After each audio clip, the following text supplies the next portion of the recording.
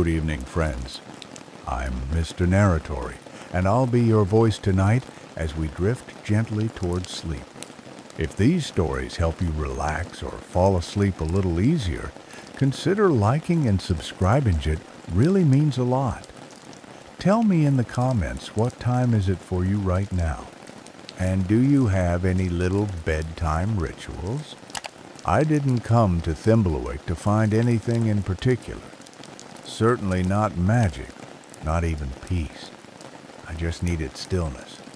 Something with thick curtains and low ceilings and furniture that had been scuffed by lives more stable than mine. The cottage came through a friend, of a friend who'd inherited it from a great aunt. No one remembered well enough to mourn. And when I arrived that gray November morning with my suitcase in one hand and a bundled manuscript in the other, I felt like I'd stepped into the last room on earth, still untouched by modern time. It wasn't much to look at. Not really 2 rooms downstairs, 2 up, everything leaning slightly as if the house had once sighed and never quite righted itself. But it was warm. It smelled of wood smoke and lavender polish, and there was a kind of hush in the air that made every footstep feel intentional.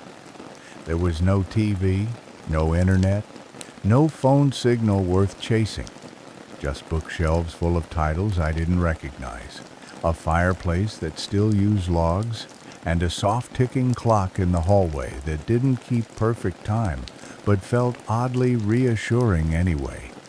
I unpacked slowly, making tea in the tiny kitchen while rain tapped against the window like a cat asking to be let in. The kettle was cast iron, old-fashioned and heavy, and I turned on the little gas hob with a match and a quiet prayer that the place had been inspected in the last decade.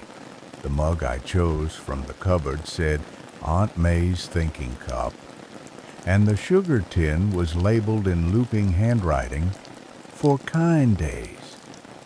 I smiled at that. The rain continued. The first night passed without incident, except for a strange dream about the wallpaper peeling back to reveal handwritten letters. But I'd been reading too much before bed, and dreams are thieves anyway. The second day followed, much like the first. I worked for a while, read until my eyes blurred, wrote 3 good sentences and deleted 5 mediocre ones. It was sometime near 4 in the afternoon when I heard the kettle begin to whistle. Not from the stove, I hadn't touched it. I was upstairs, actually, in the reading nook beside the window, and the sound drifted up clear and distinct. I paused, listening. It was unmistakable. I came down, cautiously. The gas was lit. The kettle was steaming. 1 mug was already placed on the counter. Not in a frightening way. Nothing slammed. Nothing floated. Just prepared. Like someone had taken a quiet moment for me, I checked the clock. 4:00 p.m. on the nose. I looked around for a note, a draft, a clever mechanism I'd missed. Nothing. Just that steady whistle in a sense I can't explain it of being welcome. I poured the tea. It was Earl Grey. Hot, just how I take it. I tried to convince myself it had been luck. Habit, even maybe I'd turned the kettle on earlier and forgotten. Maybe I'd filled the mug without thinking, and the memory of it hadn't caught up. There were a dozen quiet explanations I could have lived with if the tea hadn't been just right. But it was. Steeped exactly long enough to avoid bitterness. Still hot, but not scalding.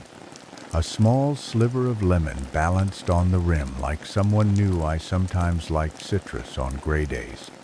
And it had been a gray day long, dim. The kind that soaks into the bones whether you go out or not. I drank it standing in the little kitchen, looking out through the window at the moss stone wall behind the garden. thinking of how this place didn't feel empty the way most quiet spaces do. It felt, and I hesitate to say this, aware.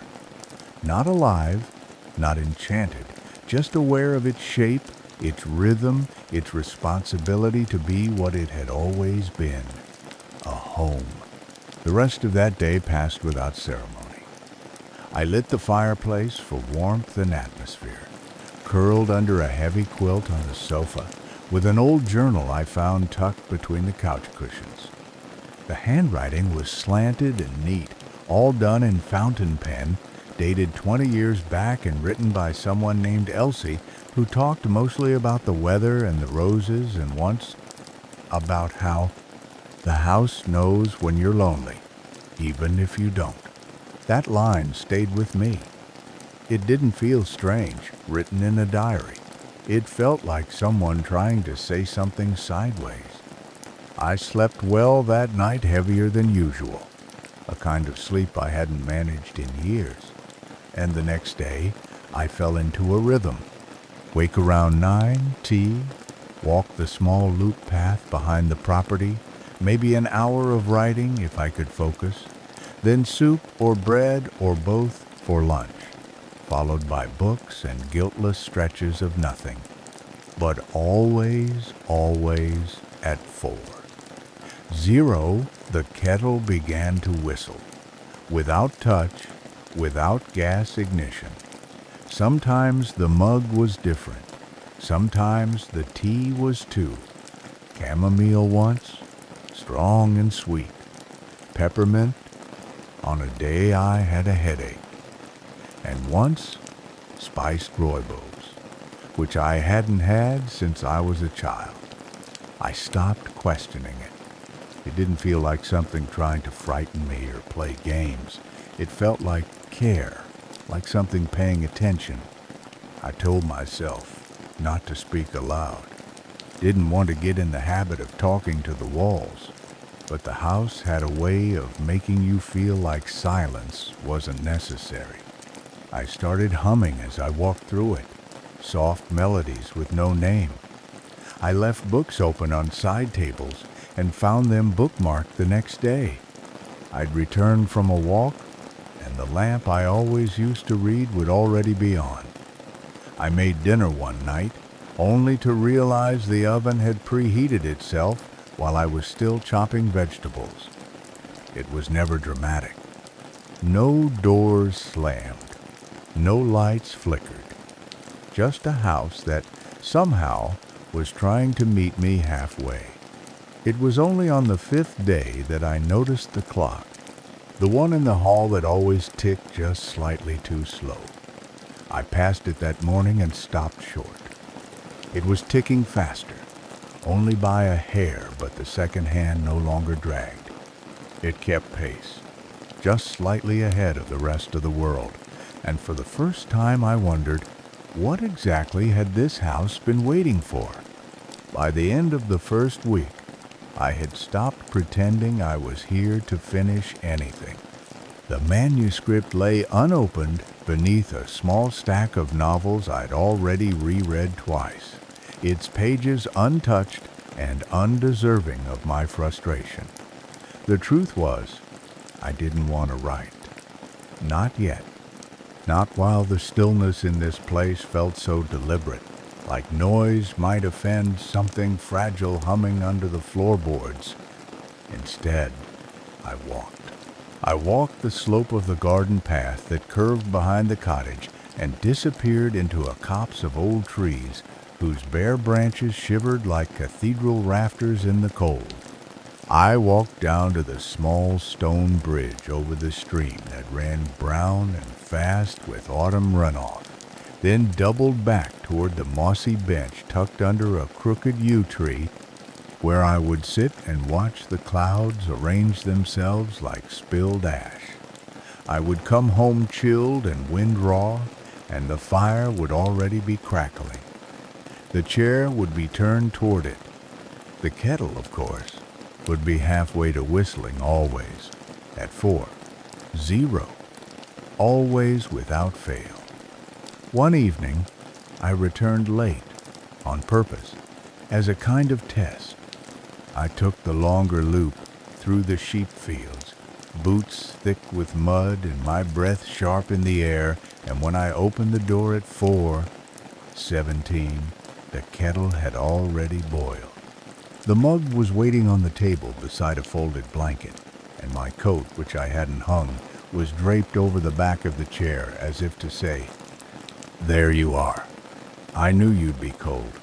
It was always like that. Never eerie, just personal, intentional.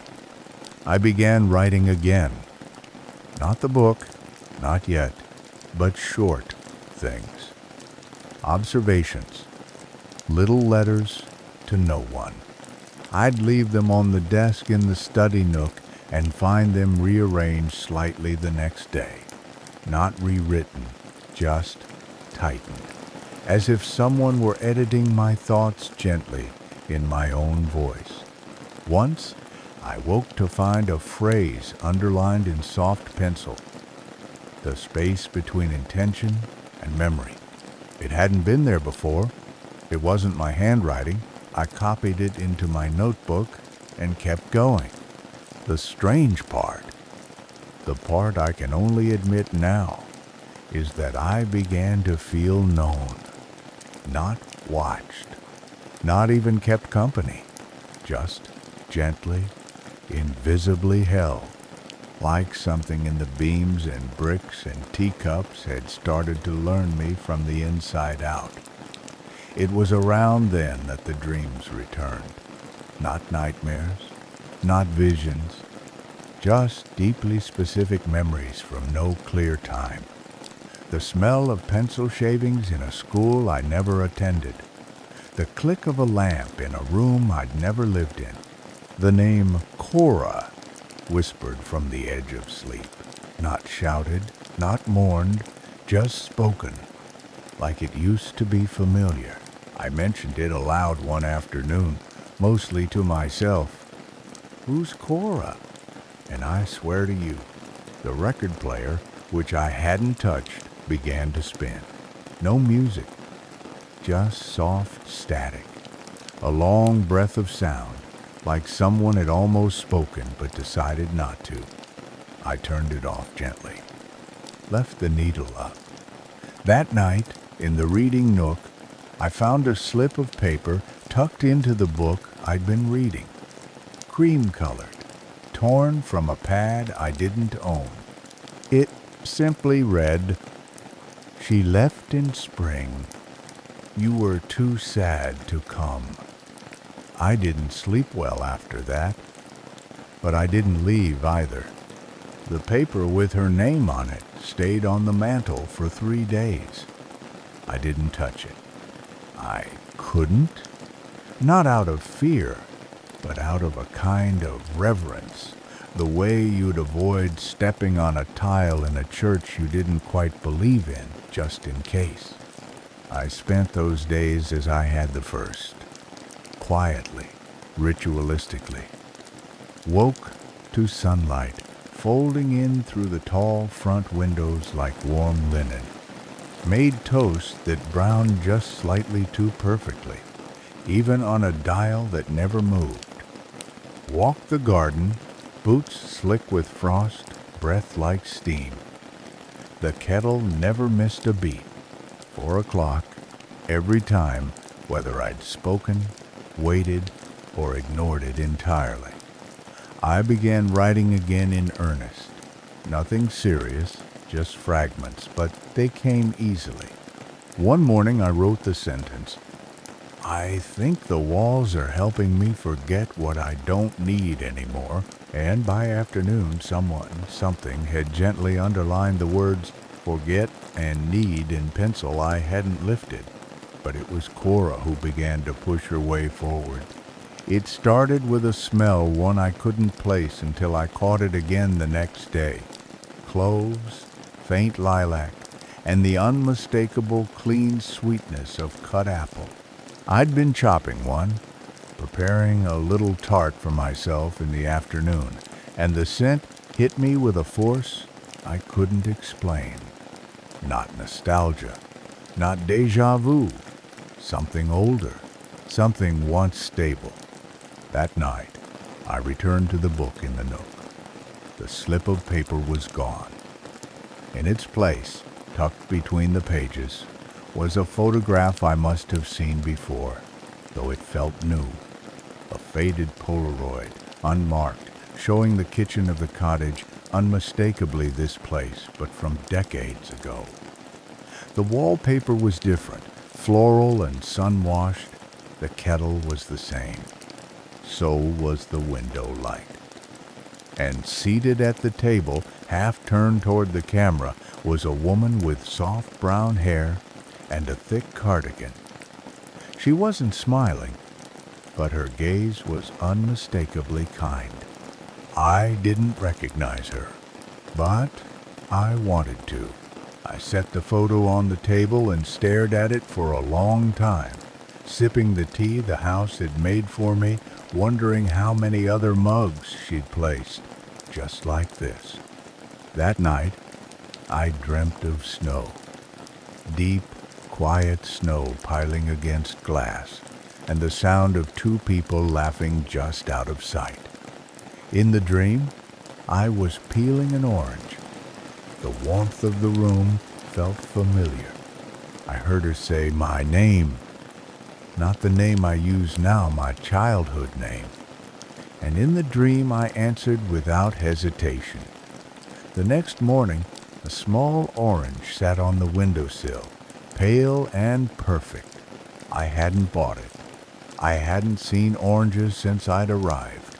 But it was there, and beside it, just barely peeking out from beneath the curtain, another note. You were 6. You cried when she left the cat behind. She promised the house would keep it safe, and it did. I didn't cry when I read it, not then, but I felt something shift, not inside me, around me, like the air had bent to accommodate a truth long unspoken. I walked to the hearth and sat on the floor, facing the cold stones where the fireplace had once held a basket. And I said her name aloud, not like a question, but like someone returning home. Cora. No static, no reply, but the fire kindled itself without a match. A soft flame, a gentle heat, a welcome, wordless and full. It wasn't grief, exactly not the sharp kind that arrives in waves and bends your ribs inward. What I felt in the days after saying her name aloud was softer, stranger, like the ache of a song I'd forgotten the lyrics to, but somehow remembered how to hum.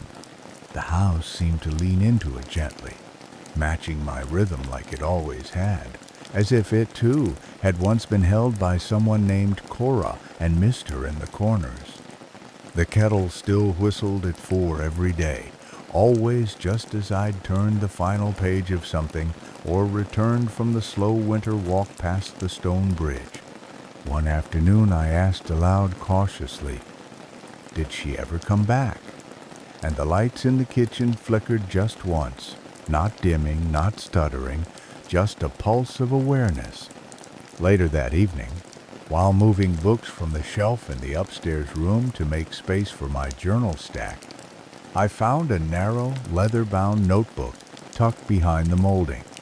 It was thin, delicate, the kind of book made not to store records but to preserve meaning. Inside, 24 entries, written in the same hand as the old diary I'd found in the cushions Elsie's.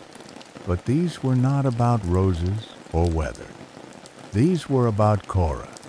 The first entry began simply, she told me once that houses remember better than people do. I didn't believe her until the day the garden bloomed out of season. I read each one in silence, sitting cross-legged on the bedroom floor as the snow pressed its face to the windows and dusk fell like a sigh. The entries weren't linear.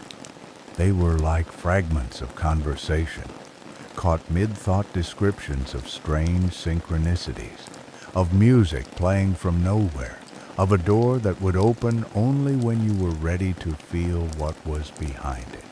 The final entry was undated. It read, "She left things here for him, not objects, patterns. If he ever finds his way back, the house will know." I didn't sleep that night, not from fear I was far past that now, but because I didn't want to miss whatever came next. I lay in bed listening to the radiators murmur, to the whisper of old wood stretching in its sleep. I whispered her name again just before dawn, and the warmth of the house seemed to pull tighter around me like a second blanket. The next morning I found a scarf hanging beside the door I hadn't brought. Wool. Faded blue. I pressed it to my nose, and the scent hit me a memory I hadn't known was still alive. Lilac. Dust. The fabric soft sweetness of how she'd always smelled when she hugged me as a boy and said, "Tell me what you've been thinking about. Not what you've done, what you've felt." I wore the scarf out on my walk. The garden gate, which usually stuck, swung open without sound. I followed the winding edge of the hill and noticed, for the first time, that a second trail veered off just past the bench. A path overgrown, but walked. Faint footprints, softened by recent snow. Mine, perhaps, or hers, or both. It led to a small clearing, ringed with standing stones so old their meaning had long since worn off. At the center, a single wooden chair faced east. I sat. Let the stillness press in. And as the wind passed gently between the stones, I heard it not a voice, not words, a presence, a reminder that sometimes the people who loved us best didn't vanish when they left. They just became something we could only hear once we'd gone quiet enough to listen. I began to speak to her openly after that. Not in grief, not in madness, just in the way you speak when silence is too small to hold everything you feel. I'd say good morning as I lit the fire, comment on the shape of the frost against the window panes, hum little songs as I stirred soup and say, you'd laugh at how much pepper I just added. And sometimes, not often, but just enough, the house would answer a warmer gust from the flue, a page turned in a book I'd forgotten open, a single lamp flickering on just as dusk dropped across the floorboards. These weren't hauntings. They weren't tricks or hallucinations or echoes of loneliness. They were answers, gentle ones, the kind only a home or something like it can offer when it's been taught how to listen. I left notes for her now, little ones, tucked under mugs or between the pages of old journals. Do you still like lemon in your tea? What was the cat's name? I'm remembering more than I expected. They were never moved, but I sometimes found new ones, not replies, not directly, but continuations. Once, folded into a coat pocket I hadn't used since arriving, I found a torn strip of paper that read, "You said it meowed like a violin. We called it fiddle." And just like that, I remembered. The shaggy gray thing with paws too big for its frame, always perching on the sill, blinking slow in the warm light. I remembered her stroking its head as she read aloud. And I remembered that I'd told her the sound it made when it stretched and yawned sounded like a violin string slipping out of tune. I hadn't thought of fiddle in over 20 years. Hadn't thought of that version of myself in even longer. The one who read books under a crocheted blanket while someone brewed tea in the next room. who felt safe enough to fall asleep mid-sentence, who hadn't yet convinced himself that life was only real when it was difficult. The house was unraveling that lie quietly, thread by thread. I began noticing things in the margins quite literally. Pencil scrawls in the corners of books I picked at random. This is where you paused to ask about the stars. You fell asleep here once, and the candle burned low without tipping. You said this passage reminded you of how we used to walk, not speak. She had written them, I think. Not for me to find exactly, but for whichever version of me finally came back. On the seventh day, just after tea, chamomile and honey this time, I sat in the garden and wrote a letter, not to her, to the house, to whatever part of it had taken in her patience, her softness, and shaped it into something that could wait a lifetime. I wrote, "Thank you for remembering when I couldn't. Thank you for holding the shape of love so gently I could walk right back into it." I folded the letter and placed it inside the cupboard with the old sugar tin, the one still labeled "For Kind Days." And for the first time since arriving, I wept not for her, not even for myself, but for the unspoken grace of a place that never asked for anything, only offered itself as a place to remember how to be loved quietly. That night, in the mirror above the hearth, I saw her for just a moment, not clearly, just the shape of her cardigan, hands folded, a soft nod of recognition. Then she was gone, and I whispered, "I remember now."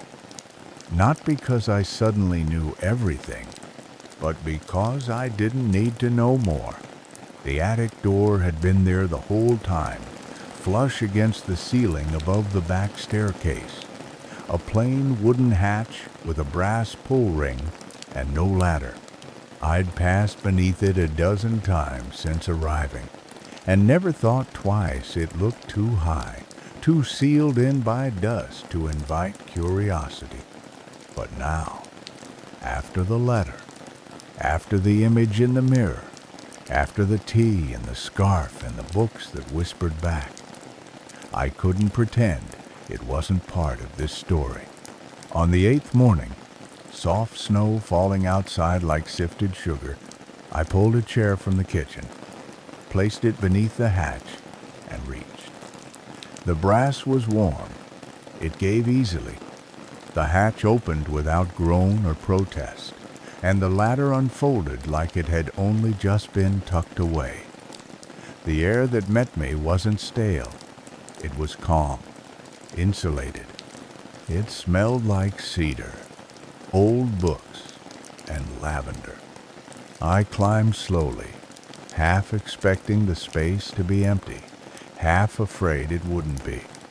But when I reached the top, the attic didn't feel abandoned. It felt paused. The light came through one narrow dormer window at the far end, illuminating a room that looked less like storage and more like a memory preserved mid-breath. There was a writing desk beneath the window, small and sturdy, with a fountain pen laid across an open page. There were shelves, floor to ceiling, lined with notebooks, the kind I used to fill with half-stories and sky maps and childhood reveries I was always too embarrassed to show anyone. There was a coat hung neatly over the back of a chair, a blue cardigan, her cardigan. On the desk was a tin of match for the one downstairs labeled, "If He Asks." I opened it. Inside were folded slips of paper, each one soft-edged and handwritten. I read them slowly, one by one. He liked storms, but only when someone else was in the room. He never believed he was kind. He always was. He needed to leave to survive. He needed to come back to live. I sat there for a long time, paper after paper, until my hands trembled and my breath caught on something I hadn't felt in years, a sense of being completely known and entirely forgiven. This wasn't a shrine. It wasn't grief sealed in cedar and ink. It was something gentler. She had left these not to hold me to the past, but to show me the shape of who I'd been before I forgot I was allowed to be that soft. I turned the last note over in my hands. It was longer. I read it aloud. If he finds this, tell him there was nothing to forgive. He gave me more joy than he knew. I only wanted him to come home to himself when it was time. This place was never mine. It was always ours. I didn't cry, not quite. But the ache that filled me was wide and steady and good. I closed the tin, left it exactly as I found it. Before climbing down, I paused once more at the dormer window. Outside, the snow had stopped. The light had shifted. And below, in the garden, 2 cups of tea steamed gently on the bench beside the yew. I hadn't made them, but I didn't need to ask who had. I didn't rush down the attic ladder. I moved slowly, not out of caution, but because I understood something now. Something the house had been teaching me in its own quiet way since I first stepped through the door with cold fingers and a tired heart. The stillness, the warmth, the small moments of kindness that never asked to be named. They weren't signs or clues or mysteries. They were care, left in the shape of familiarity. The kind of care someone gives when they know you better than you know yourself. When I reached the kitchen again, the light was warm and ambered, bending across the floor like honey. The kettle had just begun to steam, even though it wasn't yet full. I didn't stop it. I let it whistle gently as I wrapped a scarf hers around my neck and stepped outside. The garden was quiet, the frost receding. The cups of tea were still warm on the bench beside the yew, and though no footsteps disturbed the snow around them, I didn't sit alone. I took the cup that faced the window and held it between my hands, feeling how perfectly it fit there. Not a single sip spilled. I didn't speak aloud, but I felt heard. I didn't say goodbye, because there was nothing to end. This place had done exactly what it promised. It had waited for me, not to solve anything, not to repair or explain or reconcile, just to remember, to let the softer version of myself step forward again without fear of being erased by years of noise. The house didn't need me to stay forever. That was never the point. But when I walked back inside that evening, I noticed a small box placed on the writing desk. I opened it. Inside, a single iron key and a note that said, "Keep the door unlocked in case someone else forgets how to come home." And I knew, in that moment, that I wasn't the only one the house had held. I wasn't the only voice it had brewed tea for. I was just the one who needed it now. I stayed 2 more weeks. I wrote every day. Not the old manuscript, but something new. Smaller, simpler, more honest. I filled 4 journals. On my last morning, the kettle didn't whistle. Not because it had stopped, but because the tea was already poured. Just 1 cup, set on the windowsill beside a folded letter addressed to no one. I took the key. I locked the cottage behind me, not to keep it shut, but to make the next arrival feel like a beginning. I left the curtains half drawn and the hearth swept clean, and as I turned to leave, I swear I heard her voice just once more, so faint I almost missed it. Tell me what you've been feeling, not what you've done, what you felt. I smiled. I whispered, I remember, and the house, quiet and kind. Let me go without holding on too tight the way you do with someone you trust to come back when they need to.